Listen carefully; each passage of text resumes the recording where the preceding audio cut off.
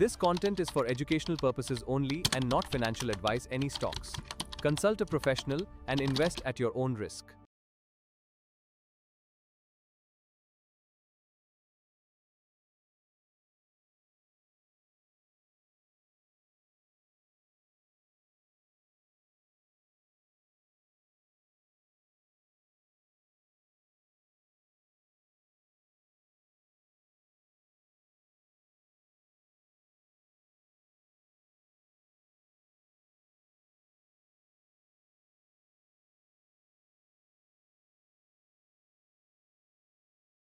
ಒಂದು ಕಂಪನಿಯ share price 10%, 15%, ಕೆಲವೊಮ್ಮೆ 20-30% ಬಿದ್ದುಬಿಡುತ್ತೆ.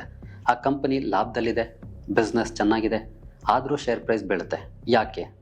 ಇದಕ್ಕೆ ಕಾರಣ ಆ ಕಂಪನಿಯ ಪ್ರಾಡಕ್ಟ್ ಅಲ್ಲ, ಅದರ ಪ್ರಾಫಿಟ್ ಅಲ್ಲ, ಪ್ರಮೋಟರ್ ಪ್ಲೆಡ್ಜಿಂಗ್ ಅನ್ನೋ ಒಂದು ಸೈಲೆಂಟ್ ಕಿಲ್ಲರ್. ಈ ವಿಡಿಯೋ ಪೂರ್ತಿ ನೋಡಿ, ಯಾಕಂದರೆ ಇದು ಗೊತ್ತಿಲ್ಲ ಅಂದರೆ ನಿಮ್ಮ ಇಡೀ ಇನ್ವೆಸ್ಟ್ಮೆಂಟ್ ಒಂದೇ ದಿನದಲ್ಲಿ ಅರ್ಧ ಆಗ್ಬೋದು.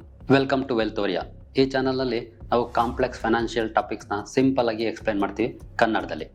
ಈ ವಿಡಿಯೋ ಮುಗಿಸೋ ಹೊತ್ತಿಗೆ ನಿಮಗೆ ಪ್ರಮೋಟರ್ ಪ್ಲೆಡ್ಜಿಂಗ್ ಅಂದ್ರೇನು, ಇದು ಯಾಕೆ ಅಪಾಯಕಾರಿ, ಭಾರತದಲ್ಲಿ ನಡೆದ real case studies, fledge data ಎಲ್ಲಿ ನೋಡೋದು, ಇನ್ವೆಸ್ಟ್ ಮಾಡೋ ಮುಂಚೆ ನೋಡಬೇಕಾದ 5 ಪಾಯಿಂಟ್ ಚೆಕ್ ಲಿಸ್ಟ್, ಇದಿಷ್ಟು ಪಾಯಿಂಟ್ಸ್ ಯಾಕೆ ಇಂಪಾರ್ಟೆಂಟ್ ಅಂತ ಗೊತ್ತಾಗುತ್ತೆ. ಶೇರ್ ಮಾರ್ಕೆಟ್ನಲ್ಲಿ ಇನ್ವೆಸ್ಟ್ ಮಾಡ್ತೀರಾ ಅಥವಾ ಮಾಡೋ ಪ್ಲಾನ್ ಇದೆಯಾ? ಹಾಗಿದ್ರೆ ಈ ವಿಡಿಯೋ ನಿಮ್ಮ ದುಡ್ಡನ್ನು ಉಳಿಸ್ಬೋದು. ಶುರು ಮಾಡೋಣ ಬನ್ನಿ. ಮೊದಲು ಸಿಂಪಲ್ ಆಗಿ ಅರ್ಥ ಮಾಡ್ಕೊಳ್ಳಿ. ಪ್ರತಿ ಕಂಪ್ನಿನಲ್ಲೂ ಫೌಂಡರ್ಸ್ ಅಂತ ಇರ್ತಾರೆ. ಅವರೇ ಆ ಕಂಪನಿ ಶುರು ಮಾಡಿದವರು, ಅವರೇ ಹೆಚ್ಚಿನ ಶೇರ್ ಇಟ್ಕೊಂಡಿರೋರು, ಅವರನ್ನು ಪ್ರಮೋಟರ್ ಅಂತಲೂ ಕರಿತೀವಿ. ಒಂದು ಸಿಂಪಲ್ ಉದಾಹರಣೆ ತಗೊಳ್ಳಿ. ನಿಮ್ಮಪ್ಪ ಒಂದು ಮನೆ ಕಟ್ಸವ್ರೆ, ಆ ಮನೆ ಅವರದ್ದೇ, ಅವರೇ ಅದರ ಓನರ್. ಅದೇ ಥರ ಕಂಪನಿ ಪ್ರಮೋಟರ್ ಆ ಕಂಪನಿಯ ಓನರ್ ಇದ್ದಂಗೆ. ಉದಾಹರಣೆಗೆ ಟಾಟಾ ಗ್ರೂಪ್ನಲ್ಲಿ ಟಾಟಾ ಫ್ಯಾಮಿಲಿ ಪ್ರಮೋಟರ್, ಅದಾನಿ ಗ್ರೂಪ್ನಲ್ಲಿ Adani family founders and promoter, ರಿಲಯನ್ಸ್ನಲ್ಲಿ ಅಂಬಾನಿ ಫ್ಯಾಮಿಲಿ ಪ್ರಮೋಟರ್. ಈಗ ಅಂದ್ಕೊಳ್ಳಿ, ನಿಮ್ಮಪ್ಪಂಗೆ ಅರ್ಜೆಂಟಾಗಿ ದುಡ್ಡು ಬೇಕು, ಹೊಸ ಬಿಸ್ನೆಸ್ಗೋ ಬೇರೆ ಏನೋ ಕೆಲಸಕ್ಕೋ. ಆದರೆ ಮನೆ ಮಾರೋಕ್ಕೆ ಇಷ್ಟ ಇಲ್ಲ. ಅವ್ರೇನು ಮಾಡ್ತಾರೆ, ಬ್ಯಾಂಕ್ಗೆ ಹೋಗಿ ನನಗೆ 40 ಲಕ್ಷ ಲೋನ್ ಕೊಡಿ, ಈ ಮನೆ ನಿಮ್ಮ ಹತ್ರ ಸೆಕ್ಯೂರಿಟಿಯಾಗಿ ಇಟ್ಕೊಳ್ಳಿ, ನಾನು ದುಡ್ಡು ವಾಪಸ್ ಕೊಡದೇ ಇದ್ದರೆ ಮನೆ ನಿಮ್ಮದೇ ಅಂತ ಲೋನ್ ತಗೋತಾರೆ. ಇದನ್ನೇ ಫ್ಲೆಡ್ಜಿಂಗ್ ಅನ್ನೋದು. ಓನರ್ಶಿಪ್ ಬಿಟ್ಕೊಡದೆ ಒಂದು ವ್ಯಾಲ್ಯೂಯಬಲ್ ಅಸೆಟ್ನ ಲೋನ್ಗೆ ಸೆಕ್ಯೂರಿಟಿಯಾಗಿ ಇಡೋದು.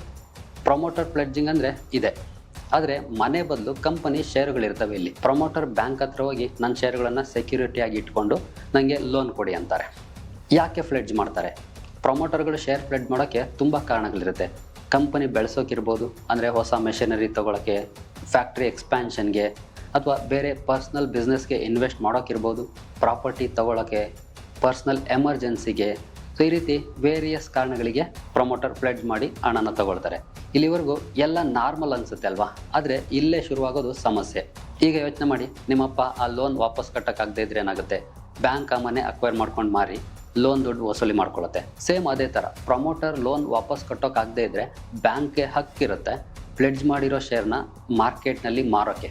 ಇದನ್ನು ಇನ್ವೊಕೇಶನ್ ಆಫ್ ಫ್ಲೆಡ್ಜ್ ಅಂತ ಕರೀತಾರೆ. ಈಗ ಬ್ಯಾಂಕ್ ಒಂದೇ ಸಲ ದೊಡ್ಡ ಪ್ರಮಾಣದಲ್ಲಿ ಶೇರ್ಗಳನ್ನ ಮಾರ್ಕೆಟ್ಗೆ ಎಸಿತಾರೆ ಅಂದರೆ ಶೇರ್ ಪ್ರೈಸ್ ಒಂದೇ ದಿನದಲ್ಲಿ 10-20%, ಕೆಲವೊಮ್ಮೆ ಅದಕ್ಕಿಂತ ಜಾಸ್ತಿ ಬೀಳ್ಬೋದು. ಆ್ಯಂಡ್ ಇಲ್ಲಿ ನೋವಿನ ವಿಷಯ ಏನಂದರೆ, ನೀವು ಆ ಕಂಪ್ನಿಲಿ ಶೇರ್ ಇಟ್ಕೊಂಡಿದ್ರೆ ಪ್ರಮೋಟರ್ನ ಪರ್ಸ್ನಲ್ ಲೋನ್ಗೂ ನಿಮಗೂ ಸಂಬಂಧನೇ ಇಲ್ಲ, ಆದರೂ ನಿಮ್ಮ ಇನ್ವೆಸ್ಟ್ಮೆಂಟ್ ವ್ಯಾಲ್ಯೂ ಕೂಡ ಬಿದ್ದೋಗುತ್ತೆ. ನಾವೇನು ತಪ್ಪು ಮಾಡದೇ ಇದ್ದರೂ ಲಾಸ್ ಮಾಡ್ಕೋಬೇಕಾಗುತ್ತೆ. ಇದನ್ನು ಅರ್ಥ ಮಾಡ್ಕೊಳ್ಳೋದಕ್ಕೆ ನಾವು ಭಾರತದಲ್ಲೇ ನಡೆದಂಥ ಕೇಸ್ ಸ್ಟಡೀಸನ್ನು ನೋಡೋಣ. ಆಗ ನಿಮಗೆ ಇನ್ನೂ ಸುಲಭವಾಗಿ ಅರ್ಥ ಆಗುತ್ತೆ. ಮೊದಲನೇದು Zee entertainment and SL group. Zee 60,000 ಕೋಟಿ ಮಾರ್ಕೆಟ್ ಕ್ಯಾಪ್ ಇದ್ದ company. SL group promoter Subhash Chandra ಅವರು ತಮ್ಮ ಪ್ರಮೋಟರ್ ಹೋಲ್ಡಿಂಗ್ನಲ್ಲಿ ಅಂದಾಜು 60% ಶೇರುಗಳನ್ನ ಪ್ಲೆಡ್ಜ್ ಮಾಡಿದರು. 10,000 ಕೋಟಿಗಿಂತೂ ಜಾಸ್ತಿ ಸಾಲ ತಗೊಂಡಿದ್ರು. 2018ರಲ್ಲಿ ಝೀ ಶೇರು 600 ರೂಪಾಯಿ ಇತ್ತು. ಚೆನ್ನಾಗೇ ನಡೀತಿತ್ತು, ರೇಟಿಂಗ್ ಸೂಪರ್ ಇತ್ತು, ಬಿಸ್ನೆಸ್ಗೆ ಯಾವ ಸಮಸ್ಯೆ ಇರಲಿಲ್ಲ. ಆದರೆ ಜನವರಿ 2019 ಬಂತು. ಆ ದಿನ ಮಾರ್ಕೆಟ್ ಓಪನ್ ಆದ ತಕ್ಷಣ ಝೀ ಎಂಟರ್ಟೈನ್ಮೆಂಟ್ ಶೇರು ಒಂದೇ ದಿನ 25-30% ಬಿದ್ದೋಯ್ತು. ಡಿಶ್ TV ಕೂಡ ಅದೇ ದಿನ 25% ಕ್ರಾಶ್ ಆಯಿತು. 60,000 ಕೋಟಿ ಮಾರ್ಕೆಟ್ ಕ್ಯಾಪ್ ಒಂದೇ ದಿನ 15-18,000 ಕೋಟಿ ಕರಗೋಯ್ತು. ಓವರಾಲ್ ಶೇರು 600 ಇದ್ದದ್ದು 320ಕ್ಕಿಂತ ಕೆಳಗೆ ಬಿದ್ದೋಯ್ತು. 50% ಡಿಕ್ಲೈನ್. ಝೀ ಕಂಪನಿಲಿ ಏನೂ ತಪ್ಪಿರಲಿಲ್ಲ, ಆದರೆ ಸುಭಾಷ್ ಚಂದ್ರ ಅವರ ಪರ್ಸ್ನಲ್ ಡೆಟ್ ಕಾರಣಕ್ಕೆ ನೀವು ಝೀ ಶೇರ್ನಲ್ಲಿ 1 ಲ್ಯಾಕ್ ಇನ್ವೆಸ್ಟ್ ಮಾಡಿದರೆ 50,000 ಆಗಿತ್ತು. ಇದೊಂದು ಕತೆ. ಆದರೆ DHFLದು ಇನ್ನೊಂದು ಕತೆ, ಇದಿನ್ನೂ ಸ್ವಲ್ಪ ಭಯಾನಕ. DHFL ದಿವಾನ್ ಹೌಸಿಂಗ್ ಫೈನಾನ್ಸ್ ಕಾರ್ಪೊರೇಷನ್ ಲಿಮಿಟೆಡ್ ಸಾಮಾನ್ಯ ಜನರಿಗೆ ಹೋಮ್ ಲೋನ್ ಕೊಡುವಂಥ ಕಂಪನಿ. ಸೆಪ್ಟೆಂಬರ್ 2018ರಲ್ಲಿ ಶೇರು 678 ರೂಪಾಯಿ ಇತ್ತು. ಆದರೆ ಒಂದು ಬಾರಿ ಅಲಾರಂ ಬೆಲ್ ಬಾರಿಸ್ತು DHFL BSE 500ನಲ್ಲಿ ಸಂಪೂರ್ಣ 100% ಪ್ರಮೋಟರ್ ಸ್ಟೇಕ್ ಪ್ಲೆಡ್ಜ್ ಮಾಡಿದ ಏಕೈಕ ಕಂಪನಿ ಆಗಿಬಿಟ್ಟಿತ್ತು. 0% ಅಲ್ಲ, 10% ಅಲ್ಲ, 100ಕ್ಕೆ 100%. ಇದರ ರಿಸಲ್ಟ್ ಏನು ಅಂತಂದರೆ ಸೆಪ್ಟೆಂಬರ್ 2018ರಲ್ಲಿ ₹678 ಇದ್ದಂಥ ಶೇರ್ ಪ್ರೈಸು ಫೆಬ್ರವರಿ 2019ಕ್ಕೆ ₹111 ಬಂತು. ಜೂನ್ 2019ಕ್ಕೆ ₹20 ಕಡಿಮೆ, ₹678ರಿಂದ ₹20 ಅಂದರೆ 97% ಕ್ರಾಶ್. 1 ಲ್ಯಾಕ್ ಇನ್ವೆಸ್ಟ್ ಮಾಡಿದರೆ 3,000 ಉಳಿತು. ಕೊನೆಗೆ 31,000 ಕೋಟಿ ಫ್ರಾಡ್ ಬೆಳಕಿಗೆ ಬಂತು. ವಾಧ್ವಾನ್ ಫ್ಯಾಮಿಲಿ ಅರೆಸ್ಟ್ ಆದರೂ ಕಂಪನಿ ಸಂಪೂರ್ಣ ಮುಳುಗೋಯ್ತು. ಇದೆರಡರದ್ದು ಕತೆ ಒಂದಾದರೆ, ಇನ್ನೊಂದು ಅನಿಲ್ ಅಂಬಾನಿ ಗ್ರೂಪ್. ಒಂದು ಕಾಲದಲ್ಲಿ $42 ಬಿಲಿಯನ್ ನೆಟ್ವರ್ತ್ ಇದ್ದಂಥ ಬಿಲಿಯನೈರ್ ಅನಿಲ್ ಅಂಬಾನಿಯವರು ನಿಮಗೆ ಗೊತ್ತು. ಅವರ ರಿಲಯನ್ಸ್ ADAG ಗ್ರೂಪ್ನ ಆರ್ಕಾಮ್, ಆರ್ ಪವರ್, ಆರ್ ಇನ್ಫ್ರಾ ಈ ಕಂಪನಿಗಳ ಪ್ರಮೋಟರ್ಗಳು ಶೇರ್ಗಳನ್ನ ಭಾರಿ ಪ್ರಮಾಣದಲ್ಲಿ ಪ್ಲೆಡ್ಜ್ ಮಾಡಿದರು. ಫೆಬ್ರವರಿ 2019ರಲ್ಲಿ ಆರ್ಕಾಮ್ ಒಂದಿನ ಬ್ಯಾಂಕ್ರಪ್ಸಿ ಫೈಲ್ ಮಾಡ್ತು. ಅದೇ ವಾರ ಏನಾಯ್ತು ನೋಡಿ, ಆರ್ ಪವರ್ ಒಂದೇ ವಾರದಲ್ಲಿ 52% ಕ್ರಾಶ್, ಆರ್ ಇನ್ಫ್ರಾ 56% ಕ್ರಾಶ್, ಆರ್ಕಾಮ್ ಒಂದೇ ವರ್ಷದಲ್ಲಿ 80% ಕ್ರಾಶ್. ಲೆಂಡರ್ಸ್ 552 ಕೋಟಿ ಶೇರುಗಳನ್ನ ಒಂದೇ ಸಲ ಮಾರ್ಕೆಟ್ಗೆ ಎಸೆದ್ರು. ಅನಿಲ್ ಅಂಬಾನಿ ಅವರ ನೆಟ್ವರ್ತ್ $42 ಬಿಲಿಯನ್ $0.5 ಬಿಲಿಯನ್ ಬಿದ್ದೋಯ್ತು. ಅಂದರೆ 98.8% ಲಾಸ್, ಆಲ್ಮೋಸ್ಟ್ 99% ಲಾಸು. ಈ ಮೂರು ಕಥೆಗಳಲ್ಲೂ ಒಂದು ಕಾಮನ್ ಇದೆ, pledge, lender invoke, market dump, innocent investor loss. ಇದನ್ನು ಗಮನದಲ್ಲಿಟ್ಕೊಳ್ಳಿ. ಇನ್ನು ಪ್ಲೆಡ್ಜ್ ಚೆಕ್ ಮಾಡೋದು ಹೇಗೆ? ಸ್ಮಾರ್ಟ್ ಇನ್ವೆಸ್ಟರ್ಸ್ ಏನು ಮಾಡ್ತಾರೆ ಗೊತ್ತಾ? ಪ್ರಮೋಟರ್ ಎಷ್ಟು ಪರ್ಸೆಂಟೇಜ್ ಆಫ್ ಶೇರನ್ನು ಪ್ಲೆಡ್ಜ್ ಮಾಡಿದ್ದಾರೆ ಅಂತ ಚೆಕ್ ಮಾಡ್ತಾರೆ. ಪ್ರಮೋಟರ್ ಪ್ಲೆಡ್ಜ್ ಮಾಡಲೇಬಾರ್ದಾ? ಹಾಗೇನಿಲ್ಲ, ಎಷ್ಟು ಮಾಡಿದ್ದಾರೆ ಅದು ಮುಖ್ಯ. ಸಿಂಪಲ್ ಟೇಬಲ್ ನೋಡಿ. 0% ಇದೆಯಾ, ಸೇಫ್, ಯಾವ ರಿಸ್ಕು ಇಲ್ಲ. 1ರಿಂದ 10% ಇದೆಯಾ, ನಾರ್ಮಲ್, ಪರವಾಗಿಲ್ಲ, ಇಟ್ಸ್ ಓಕೆ. 10ರಿಂದ 30% ಇದೆಯಾ, ಸ್ವಲ್ಪ ಗಮನ ಇಡಬೇಕಾಗುತ್ತೆ ಆ ಕಂಪನಿ ಮೇಲೆ. 30ರಿಂದ 50% ಇದೆಯಾ, ರೆಡ್ ಫ್ಲಾಗ್, ಎಚ್ಚರವಾಗಿರಬೇಕು ತುಂಬಾ ಅಂತಹ ಕಂಪನಿಗಳಲ್ಲಿ. 50% ಇದೆಯಾ, ಡೇಂಜರ್ ಝೋನಲ್ಲಿದೆ ಅಂತಲೇ ಅರ್ಥ, ತುಂಬ ರಿಸ್ಕಿ. ಈ ನಂಬರ್ ಎಷ್ಟು ಜಾಸ್ತಿ ಇರುತ್ತೋ ಅಷ್ಟು ಆ ಕಂಪನಿಯಲ್ಲಿ ರಿಸ್ಕ್ ಜಾಸ್ತಿ ಅಂತ ಅರ್ಥ. ಹಾಗಾದರೆ ಪ್ಲೆಡ್ಜ್ ಡೇಟಾ ಎಲ್ಲಿ ನೋಡೋದು? ಈಗ ಪ್ರಾಕ್ಟಿಕಲ್ ಆಗಿ ನೋಡೋಣ. ಪ್ಲೆಡ್ಜ್ ಡೇಟಾನ ಎಲ್ಲಿ ನೋಡ್ಬೋದು? 2 ಫ್ರೀ ಮೆಥಡ್ಸ್ ಇವೆ. ಯಾವ ಪೇಯ್ಡ್ ಸಬ್ಸ್ಕ್ರಿಪ್ಷನ್ ಬೇಡ. ಒಂದು ಟಿಪ್, ಒಂದೇ ಕ್ವಾರ್ಟರ್ ನೋಡಬೇಡಿ, ಕಡೆಯ 6ರಿಂದ 8 ಕ್ವಾರ್ಟರ್ಸ್ ನೋಡಿ. ಪ್ಲೆಡ್ಜ್ ಏರ್ತಿದೆಯಾ ಅಥವಾ ಇಳಿತಿದೆಯಾ, ಇದು ಬಹಳ ಇಂಪಾರ್ಟೆಂಟ್ ಆಗುತ್ತೆ. ಮೊದಲನೇದು trendline.comಗೆ ಹೋಗಿ ಐ ಪ್ರಮೋಟರ್ ಪ್ಲೆಡ್ಜಸ್ ಅನ್ನೋ ರೆಡಿಮೇಡ್ ಸ್ಕ್ರೀನರ್ ಇದೆ. ಒಂದೇ ಕ್ಲಿಕ್ನಲ್ಲಿ ಜಾಸ್ತಿ ಪ್ಲೆಡ್ಜ್ ಇರೋ ಕಂಪನೀಸ್ ಲಿಸ್ಟ್ ಸಿಗುತ್ತೆ. ಇದು ನಿಮಗೆ ಟ್ರೆಂಡ್ ಲೈನ್ಗೆ ಹೋಗಿ ಗೊತ್ತಾಗಿಲ್ಲ ಅಂದರೆ ಜಸ್ಟ್ ಗೂಗಲ್ ಮಾಡಿದರೂ ಕೂಡ ನಿಮಗೆ ಗೂಗಲಲ್ಲೂ ಬಂದುಬಿಡುತ್ತೆ. ಸೊ ಕ್ವಾರ್ಟರ್ ಆನ್ ಕ್ವಾರ್ಟರ್ ಯಾವ ರೀತಿ ಬದಲಾಗ್ತಿದೆ ಅಂದರೆ ಪ್ಲೆಡ್ಜ್ ಪರ್ಸೆಂಟೇಜು, ಅದನ್ನು ನೀವು ಚೆಕ್ ಮಾಡ್ಕೊಳ್ಳಿ. ಇಲ್ಲಿ ಸ್ಪೆಸಿಫಿಕ್ ಕಂಪನಿ ಕೂಡ ಸರ್ಚ್ ಮಾಡಿ ನೋಡ್ಬೋದು. ಇನ್ನು ಎರಡನೇದು BSE and NSE official source. BSEindia.com ಅಥವಾ NSEindia.com ಹೋಗಿ ಕಂಪ್ನಿ ಹೆಸರು ಸರ್ಚ್ ಮಾಡಿ, ಶೇರ್ ಹೋಲ್ಡಿಂಗ್ ಪ್ಯಾಟರ್ನ್ ಸೆಕ್ಷನ್ಗೆ ನೋಡಿ. ಅಲ್ಲಿ ಸೆಬಿಗೆ ಕ್ವಾರ್ಟರ್ಲಿ ಫೈಲ್ ಆದ ಅಫಿಷಿಯಲ್ ಡೇಟಾ ಸಿಗುತ್ತೆ. ಇದು 100% ಅಥೆಂಟಿಕ್ ಡೇಟಾ. ಒಂದು ಇಂಪಾರ್ಟೆಂಟ್ ಪಾಯಿಂಟ್ ಹೇಳ್ತೀನಿ, ಕರೆಂಟ್ ಪ್ಲೆಡ್ಜ್ ಪರ್ಸೆಂಟೇಜ್ ನೋಡೋದಕ್ಕಿಂತ ಟ್ರೆಂಡ್ ನೋಡೋದು ಹೆಚ್ಚು ಮುಖ್ಯ. ಸೊ ಪ್ಲೆಡ್ಜ್ ಕಡಿಮೆ ಆಗ್ತಿದ್ರೆ ಓಕೆ, ಇನ್ ಕೇಸ್ ಪ್ಲೆಡ್ಜ್ ಜಾಸ್ತಿ ಆಗ್ತಿದೆಯಾ ಅದು ವಾರ್ನಿಂಗ್ ಸೈನ್. ಇದನ್ನು ವಿಷಿಯಸ್ ಸೈಕಲ್ ಅಂತ ಅಂತಾರೆ. ಇದು ಸ್ವಲ್ಪ ಅಡ್ವಾನ್ಸ್ಡ್ ಟಾಪಿಕ್. ಇದನ್ನ ಅರ್ಥ ಮಾಡ್ಕೊಂಡ್ರೆ ಪ್ಲೆಡ್ಜಿಂಗ್ ಯಾಕೆ ಅಪಾಯಕಾರಿ ಅಂತ ನಿಮಗೇನೆ ಗೊತ್ತಾಗುತ್ತೆ. ಈಸಿಯಾಗಿ ಅರ್ಥ ಆಗಲಿ ಅಂತ ಈ ಎಕ್ಸಾಂಪಲ್ ಕೊಡ್ತಾ ಇದ್ದೀನಿ. ಸೊ ಪ್ರಮೋಟರ್ ₹100 ಇರೋ ಶೇರ್ಗಳನ್ನ ಪ್ಲೆಡ್ಜ್ ಮಾಡಿ ಲೋನ್ ತಗೊಳ್ತಾರೆ ಅಂದ್ಕೊಳ್ಳಿ. ಮಾರ್ಕೆಟ್ನಲ್ಲಿ ಏನೋ ಕಾರಣಕ್ಕೆ ಶೇರ್ ಪ್ರೈಸ್ ಬೀಳುತ್ತೆ. ಆ ಪ್ಲೆಡ್ಜ್ ಮಾಡಿದ ಶೇರ್ಗಳ ವ್ಯಾಲ್ಯೂ 70ಕ್ಕೆ ಇಳಿಯುತ್ತೆ ಅಂದ್ಕೊಳ್ಳಿ. ಆಗ ಬ್ಯಾಂಕ್ ಹೇಳುತ್ತೆ, ನಿನ್ನ ಕೊಲಾಟ್ರಲ್ ವ್ಯಾಲ್ಯೂ ಕಮ್ಮಿ ಆಯಿತು, ಇನ್ನಷ್ಟು ಶೇರ್ ಪ್ಲೆಡ್ಜ್ ಮಾಡು, ಇಲ್ಲಾಂದರೆ ದುಡ್ಡು ವಾಪಸ್ ಕಟ್ಟು ಅಂತ. ಪ್ರಮೋಟರ್ ಹತ್ರ ದುಡ್ಡಿದ್ದರೆ ಓಕೆ ಕಟ್ತಾರೆ, ಬಟ್ ದುಡ್ಡು ಇಲ್ಲ ಅಂತಂದರೆ ಇನ್ನಷ್ಟು ಶೇರ್ನ ಪ್ಲೆಡ್ಜ್ ಮಾಡ್ತಾರೆ. ಈ ನ್ಯೂಸ್ ಗೊತ್ತಾದ ತಕ್ಷಣ ಬೇರೆ ಇನ್ವೆಸ್ಟರ್ಸ್ಗಳಿಗೆ ಭಯ ಶುರುವಾಗುತ್ತೆ.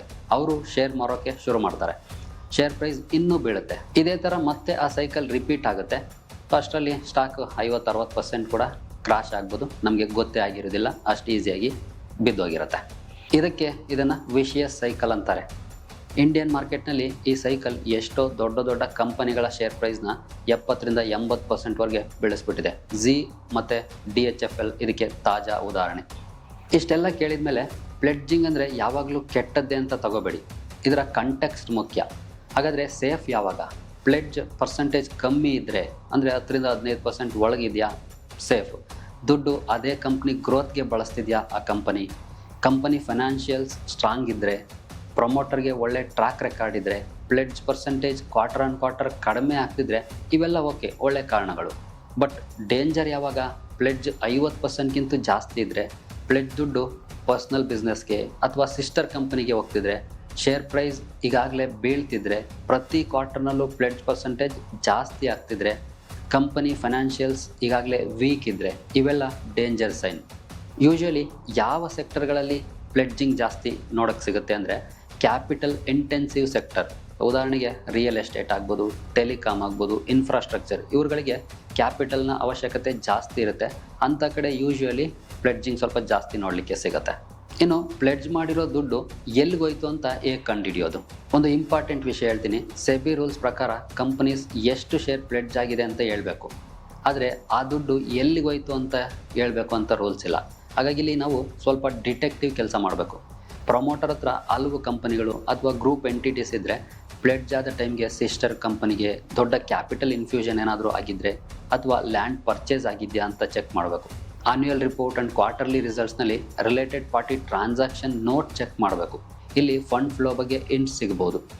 ಪ್ಲೆಡ್ಜ್ ಆದ ಡೇಟ್ಗೆ ಅಂದರೆ ಆಚೀಚೆ ಆ ನ್ಯೂಸ್ ಬಂದಂಥ ಹಿಂದೆ ಮುಂದಿನ ದಿನಗಳಲ್ಲಿ ಏನು ನಡೀತಿತ್ತು ನೋಡಬೇಕಾಗತ್ತೆ. ರಿಯಲ್ ಎಸ್ಟೇಟ್ ಅಕ್ವಿಸೇಷನ್ ಆಗಿತ್ತಾ, ಹೊಸ ವೆಂಚರ್ ಲಾಂಚ್ ಆಗಿತ್ತಾ, ಸೊ ಈ ಥರದ ವಿಷಯಗಳನ್ನು ನೋಡಿಕೊಂಡ್ರೆ ಒಂದಷ್ಟು ಇಂಟ್ ಸಿಗುತ್ತೆ.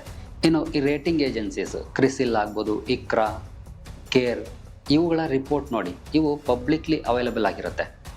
ಒಂದು ಸಿಂಪಲ್ ಟಿಪ್ ಏನಂದರೆ, ಕಂಪನಿ ಪ್ಲೆಡ್ಜ್ ಬಗ್ಗೆ ಒಳ್ಳೆ ಕಾರಣ ಇದ್ದರೆ ಅವರೇ ಅದನ್ನು ಪ್ರೌಡಾಗಿ ಹೇಳ್ಕೊಳ್ತಾರೆ, ನಾವು ಈ ಕಾರಣಕ್ಕೆ ಪ್ಲೆಡ್ಜ್ ಮಾಡಿದ್ದೀವಿ ಅಂತ. ಸೈಲೆಂಟ್ ಆಗಿದ್ದಾರೆ ಅಂದರೆ ಆ ಸೈಲೆನ್ಸೇ ನಮಗೊಂದು ಸಿಗ್ನಲ್. ಇದನ್ನು ಅರ್ಥ ಮಾಡ್ಕೊಳ್ಬೇಕು. ನಾವಿವತ್ತು ಪ್ಲೆಡ್ಜ್ ಬಗ್ಗೆ ಒಂದಷ್ಟು ವಿಷಯನ ತಿಳ್ಕೊಂಡ್ವಿ, ಆದರೆ ಕಲಿಕೆ ಆಕ್ಷನ್ಗೆ ಬರಬೇಕಲ್ಲ. ಹಾಗಾಗಿ ಒಂದು ಸಿಂಪಲ್ ಚೆಕ್ ಲಿಸ್ಟ್ ಕೊಡ್ತೀನಿ. ಮುಂದಿನ ಸಲ ಯಾವ ಕಂಪನಿಯಲ್ಲಾದರೂ ಇನ್ವೆಸ್ಟ್ ಮಾಡೋ ಮುಂಚೆ ಈ 5 ಕ್ವಶನ್ಸ್ ಕೇಳ್ಕೊಳ್ಳಿ. ಮೊದಲನೇದು, ಪ್ಲೆಡ್ಜ್ ಪರ್ಸೆಂಟೇಜ್ ಎಷ್ಟಿದೆ? 0 to 10% ಇದೆಯಾ? ಗ್ರೀನ್ ಸಿಗ್ನಲ್, ಮುಂದೆ ಹೋಗ್ಬೋದು. 10 to 30% ಇದೆಯಾ? ಯೆಲ್ಲೋ, ಕಾರಣ ತಿಳ್ಕೊಳ್ಳಿ, ಯಾಕೆ ಪ್ಲೆಡ್ಜ್ ಮಾಡಿದ್ದಾರೆ ಅಂತ. 30%ಗಿಂತ ಜಾಸ್ತಿ ಇದೆಯಾ? ರೆಡ್ ಸಿಗ್ನಲ್, ತುಂಬ ಕೇರ್ಫುಲ್ಲಾಗಿ ಇನ್ವೆಸ್ಟಿಗೇಟ್ ಮಾಡಬೇಕು ಆ ಕಂಪನಿಯ ಬಗ್ಗೆ. ಇನ್ನು ಎರಡನೇದು, ಕ್ವಾರ್ಟರ್ ಆನ್ ಕ್ವಾರ್ಟರ್ ಟ್ರೆಂಡ್ ಏನು? ಡಿಕ್ರೀಸ್ ಆಗ್ತಿದೆಯಾ? Positive signal. ಸ್ಟೇಬಲ್ ಇದೆಯಾ? ಓಕೆ, ಆದರೆ ಕಣ್ಣಿರಲಿ ಅದರ ಮೇಲೆ. ಇನ್ಕ್ರೀಸ್ ಆಗ್ತಿದೆಯಾ ಪ್ಲೆಡ್ಜ್? ವಾರ್ನಿಂಗ್ ಸೈನ್, ಯಾಕೆ ಏರ್ತಿದೆ ಅಂತ ಕಂಡಿಡ್ಕೋಬೇಕು. ಇನ್ನು ಮೂರನೇದು, ಪ್ಲೆಡ್ಜ್ ದುಡ್ಡು ಎಲ್ಲಿಗೆ ಹೋಗ್ತಾ ಇದೆ? ಸೇಮ್ ಕಂಪನಿ ಗ್ರೋತ್ಗೆ ಬಳಸ್ತಿದ್ದಾರಾ? Okay, then no problem. But personal use ಅಥವಾ ಸಿಸ್ಟರ್ ಕಂಪನಿಗೆ ಹೋಗ್ತಿದೆಯಾ? ಅಲ್ಲಿ ತುಂಬ ಹುಷಾರಾಗಿರಬೇಕಾಗುತ್ತೆ. ಇನ್ನು ಕಾರಣನೇ ಗೊತ್ತಿಲ್ವಾ ಅನ್ನೋನ್ ಅಂತಂದರೆ, ಕಂಪನಿ ಸೈಲೆಂಟ್ ಆಗಿದೆ ಅಂದರೆ ಇನ್ವೆಸ್ಟಿಗೇಟ್ ಮಾಡಬೇಕಾಗುತ್ತೆ ಆ ಕಂಪನಿಯ ಬಗ್ಗೆ ಇನ್ನೂ ಹೆಚ್ಚಿನದಾಗಿ. ಇನ್ನು ನಾಲ್ಕನೇದು, ಕಂಪನಿ ಫೈನಾನ್ಷಿಯಲ್ ಸ್ಟ್ರಾಂಗ್ ಇದೆಯಾ? ರೆವಿನ್ಯೂ ಬೆಳೀತಿದೆಯಾ? ಓವರಾಲ್ ಡೆಟ್ ಕಡಿಮೆ ಇದೆಯಾ?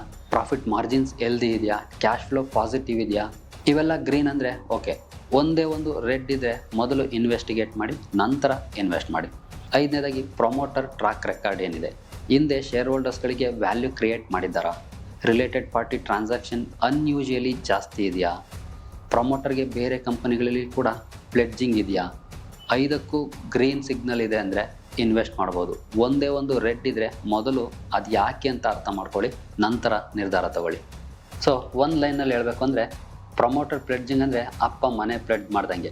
ಅಪ್ಪ ಲೋನ್ ಕಟ್ಟದೇ ಇದ್ದರೆ ಬ್ಯಾಂಕ್ ಮನೆ ಮಾರುತ್ತೆ. ಅದೇ ಥರ ಪ್ರಮೋಟರ್ ಲೋನ್ ಕಟ್ಟದೇ ಇದ್ದರೆ ಶೇರ್ಗಳು ಮಾರ್ಕೆಟ್ಗೆ ಡಂಪ್ ಆಗಿ ನಿಮ್ಮಂಥ ಇನ್ವೆಸ್ಟರ್ಗಳಿಗೂ ಕೂಡ ಲಾಸ್ ಆಗುತ್ತೆ. DHFL, ಅನಿಲ್ ಅಂಬಾನಿ ಕಂಪನೀಸ್ನಲ್ಲಿ ಇನ್ವೆಸ್ಟ್ ಮಾಡಿದ್ದ ಜನರ ತಪ್ಪೇನೂ ಇರಲಿಲ್ಲ, ಆದರೂ ಲಾಸ್ ಆಯಿತು. ಮುಂದಿನ ಸಲ ಯಾವುದಾದ್ರೂ ಕಂಪನಿಲಿ ಇನ್ವೆಸ್ಟ್ ಮಾಡೋ ಮುಂಚೆ ಒಂದು 5 ನಿಮಿಷ ಕೂತ್ಕೊಂಡು ಮನಿ ಕಂಟ್ರೋಲ್ ಅಥವಾ ಟ್ರೆಂಡ್ ಲೈನ್ನಲ್ಲಿ ಆ ಕಂಪನಿಯ ಪ್ಲೆಡ್ಜ್ ಪರ್ಸೆಂಟೇಜ್ ಚೆಕ್ ಮಾಡಿ. ಆ ಒಂದು ಸಣ್ಣ ಕೆಲಸ ನಿಮ್ಮ ದೊಡ್ಡ ಇನ್ವೆಸ್ಟ್ಮೆಂಟ್ ಉಳಿಸ್ಬೋದು. ಈ ವಿಷಯ ಇಷ್ಟ ಆದರೆ ಲೈಕ್ ಮಾಡಿ, ಸಬ್ಸ್ಕ್ರೈಬ್ ಮಾಡಿ, ಆ್ಯಂಡ್ ಇನ್ವೆಸ್ಟ್ ಮಾಡೋ ನಿಮ್ಮ ಫ್ರೆಂಡ್ಸ್ಗೂ ಶೇರ್ ಮಾಡಿ. ಯಾಕಂದರೆ ಈ ಇನ್ಫಾರ್ಮೇಷನ್ ಅವರ ದುಡ್ಡು ಉಳಿಸ್ಬೋದು. ಮತ್ತೆ ಸಿಗೋಣ.